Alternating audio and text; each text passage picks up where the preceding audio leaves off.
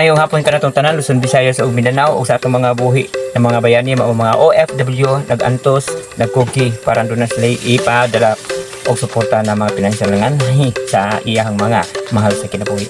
O doon na tayo text o magic. Ano kalainan inyo sa ubang mga text or magic? Doon na ni mensahe. Abi niyo kung sa'yo mensahe na akong ipahatod ka ninyo para ang masabtan ninyo, tan-awa ninyo. Let's go!